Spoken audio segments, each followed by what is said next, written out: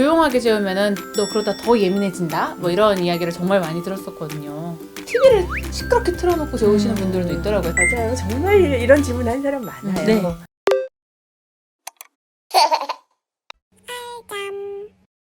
안녕하세요, 알짜 멤버 여러분. 오늘은 낮잠 잘 때 시끄럽게 재워야 하는 건 아닌가요? 라는 주제로 좀 나눠보려고 하는데요. 인터넷에 워낙 방대한 자료들도 많기도 하고 잘못된 정보 그리고 명확하지 않은 정보도 너무 많아서 알잠이 또 이렇게 준비를 해봤습니다. 저도 사실 이 주제에 대해서 저희 부모님한테도 많이 들었었어요. 저희 아이가 워낙 맞아요. 예민한 편이었기 때문에 조용하게 재우면은 너 그러다 더 예민해진다? 뭐 이런 이야기를 정말 많이 들었었거든요. 맞아요. 정말 이런 질문 하는 사람 많아요. 네. 특히 아기 좀 키워봤다는 할머니들이 이런 이야기 많이 하시죠. 저 소아과에 와서도 자기는 아기를 10명이나 키워봤다고 의사 그까짓 것들 이론으로는 알지 뭐 아는 것도 아무것도 없다면서 큰소리 빵빵 치시잖아요.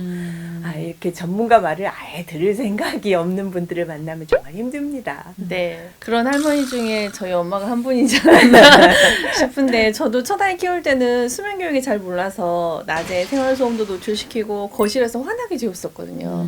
그래서 아마 더 잠을 못 자고 더 힘들었지 않았나 싶어요.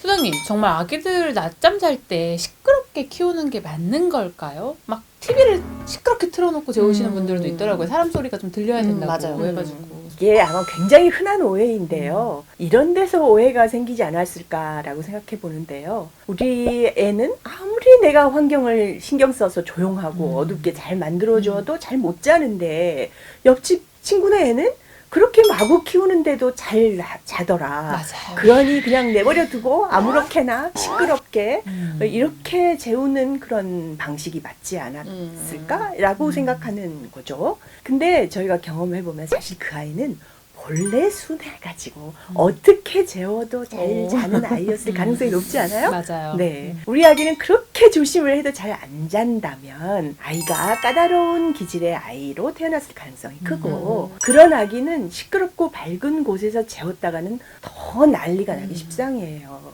그래서 조심해야 돼요. 그렇지만 이런 것도 하나 생각할 수는 있겠는데요. 아무 데서나 재워도 잘 자는 아이들의 엄마들은 사실 묻어난 엄마일 가능성이 높잖아요. 그래서 밤에 아기가 좀 울어도 반응하지 않는 걸 매우 잘했을 거예요. 그래서 밤에 깊게 자는 아기가 되었고 그러면 컨디션이 좋으니까 낮에도 어떻게 해도 잘 잤을 가능성은 있는 거죠. 예외가 있는데요. 신생아의 경우 아직 생체 리듬이 만들어지지 않았기 때문에 낮에도 너무 어둡고 조용히 재울 경우 잘못하다가는 낮과 밤을 구분하지 못할 가능성이 있기 때문에 생후 1, 2개월에는 낮에는 약간의 생활 소음과 빛이 허용되기도 하죠. 맞아요.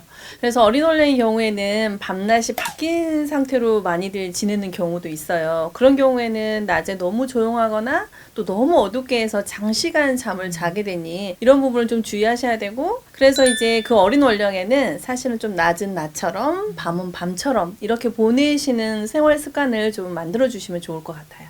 그럼 기질적으로 예민한 아이들이 있잖아요. 어떻게 해야 조금 더 낮잠을 잘 잘 수 있을까요?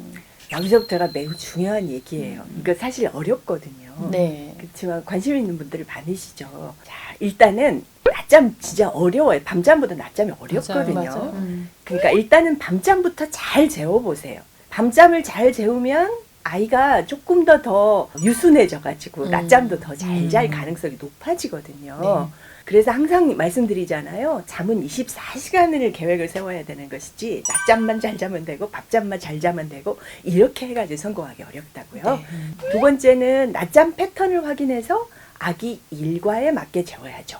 낮잠은 매우 중요한데 부족하지도 않아야 되고 또 과하지도 않아야 밤잠을 해치지 않으니까요. 그죠? 네. 원령이 어린 아이들, 특히 6개월 미만 아이들은 스스로 잘 자기가 매우 어렵기 때문에 때에 따라서는 낮잠 연장을 해줄 필요도 있어요. 우리 낮잠 연장 포스팅 했죠. 네. 다음에 또 모로 반사가 심해서 낮에 자꾸 깬다면 아이한테는 알잠 소트 같은 속삭이 대용 제품을 사용하는 것도 좋겠죠. 2개월 미만에서는 속삭이를 쓸 수도 있겠고요. 또 아이가 매우 소리에 민감하다면 백색 소음을 틀어주는 것도 좋을 거예요. 백색 소음이라는 것은 생활 소음을 이렇게 가려주는 효과가 있으니까요. 이제 아이가 드디어 2개월이 넘어서 3개월 다 돼서 가리기 시작했다면 조용하고 어둡게 재우는 게 매우 중요하겠고요. 낮과 밤을 가리기 시작했다면 암막 커튼을 이용해서 낮잠도 좀 어둡고 조용하게 재우는 게 좋은데 네. 암막 커튼을 갑작스럽게 사가지고 치기 어려울 수도 있고 그렇죠. 또 사이즈에 맞는 걸 구하기도 네. 되게 어렵잖아요.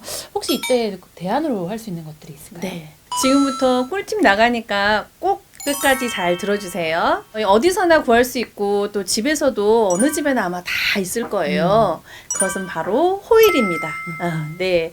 창이 좀 작고 그러면 암막 커튼을 사이즈도 맞지도 않고 설치하기도 좀 어려울 거예요. 그래서 임시 방편으로 호일을 이용해서 창문에 붙여주시면 방을 어둡게 할 수 있어요. 그리고 이제 시트지를 이용해서 차량에 붙이는 어머님들도 되게 많으세요. 그런데 이제 그거는 제거하기가 참 어렵더라고요. 그래서 낮잠 시간에 보통 차량 이동을 하는 경우를 많이 보는데 그때도 암막 커튼을 쳐주면 좋지만 차량이 안막이 쉽지는 않잖아요. 그때 작은 창문에 호일을 붙여주시면 햇빛도 차단을 하고 어두운 상태로 좀 장거리 이동도 유용하게 쓰실 수 있을 것 같아요. 좋은 생각이네요. 네. 저희 집도 창이 작은데 암막 커튼을 하기는 되게 어렵더라고요. 맞아요. 근데 제가 새벽에 그 햇빛에 잘 잠을 깨게 되거든요. 그래서 호일을 붙여보는 것도 괜찮겠네요. 네, 네. 임시 방편으로 해보는 것도 괜찮을 것 같아요. 그래서 알자함에서는 이렇게 좋은 꿀팁들을 많이 제공하고 있으니 좋아요와 구독 꼭 눌러주세요.